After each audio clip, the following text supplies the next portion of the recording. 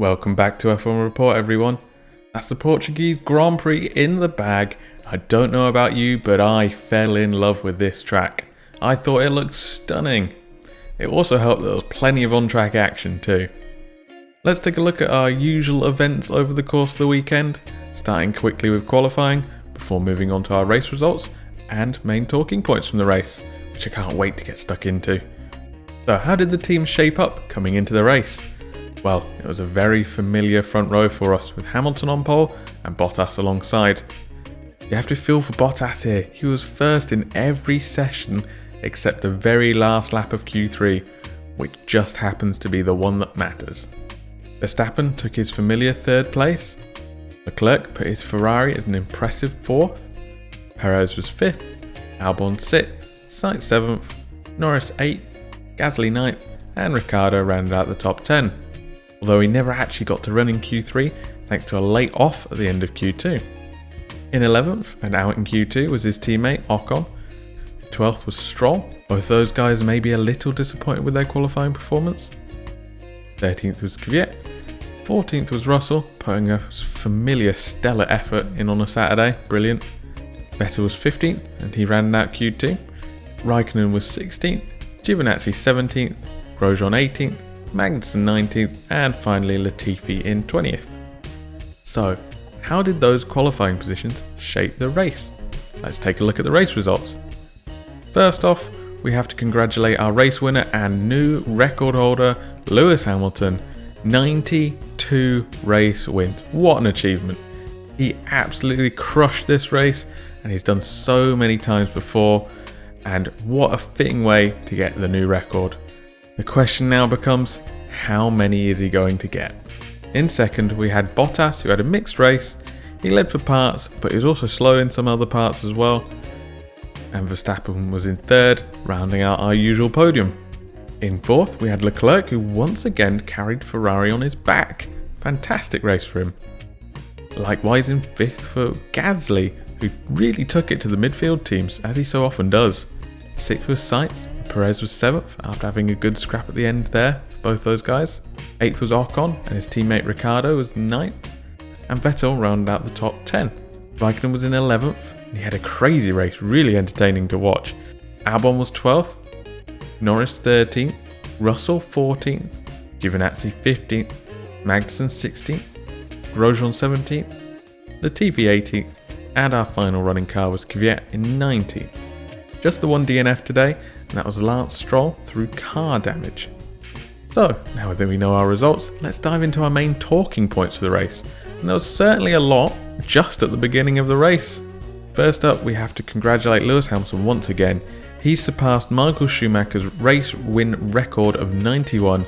This win moves him to 92 now. He is now the out-and-out record holder, and it's a record many thought would never ever be broken. A massive achievement, and he's done an amazing job.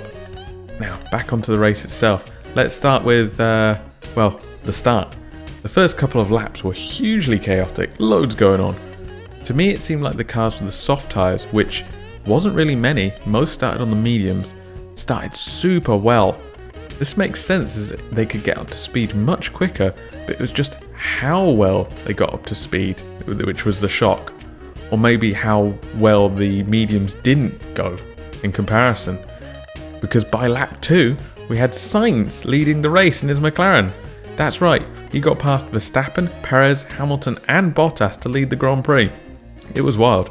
His teammate Norris had also done a great job getting into 4th place using the same aggressive early strategy. But I think the most impressive drive off the line has to be Kimi Raikkonen. He gained 10 places, up from 16th to 6th in those opening laps, and I just wish it got more coverage because it must have been brilliant. The medium tyre drivers were sliding around all over the place. It was clearly a bit cold for them. There were a lot of off-track moments and lock-ups. We also saw contact between Verstappen and Perez on the opening lap. It went down as a racing incident, but it was very unfortunate for Perez as it dropped him to the back of the grid. But Verstappen was able to continue without losing any places. To be fair though, Perez had a great drive to get back to 7th, fair play to him. It was only about lap 5 before we saw the medium tyres get up to speed, And that's when we quickly saw both Mercedes and Verstappen get past Sainz. Track limits also played their part over the course of the race. Most of the drivers got warnings of some sort, but we actually had Stroll, Grosjean and Kvyat all pick up 5-second penalties. We also saw high winds take their toll.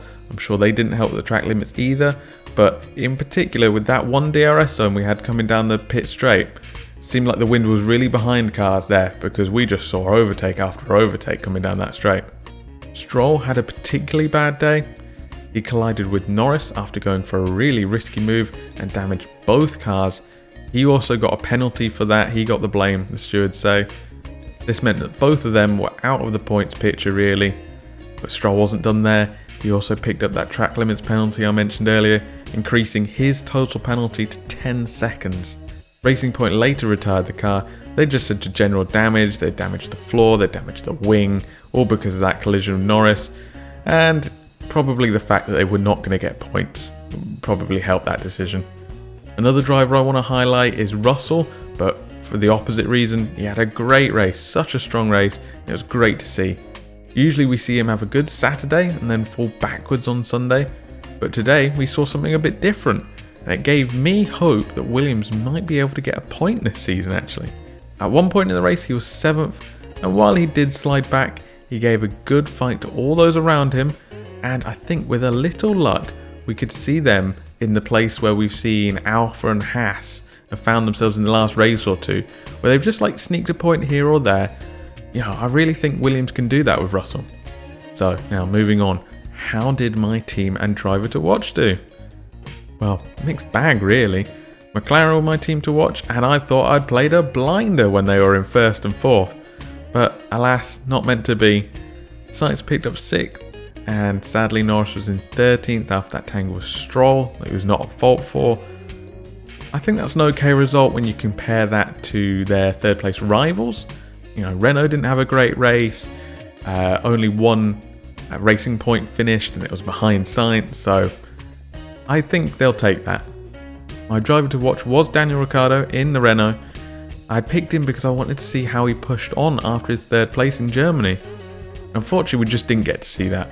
Renault seemed to struggle around this track a lot more than I expected. Although, looking at the big picture, I'm kind of glad that they're not just running away with that 3rd spot. I imagine most of us right now want to see that 3rd place battle go right down to the wire. I sure know I do. So, where are we off to next? Well, we're back to Italy, this time at Imola for another special one-off, which will be nice. It's next weekend with the race happening on the 1st of November, and something special to Imola is that we won't be having Friday practice. It'll just be a 2-day session, so the free practice on Saturday will be a longer free practice so that teams, don't lose out too much. What did you guys make of the race? Anything or anyone that caught your eye? Let me know in the comments, and I'll catch you in the next one.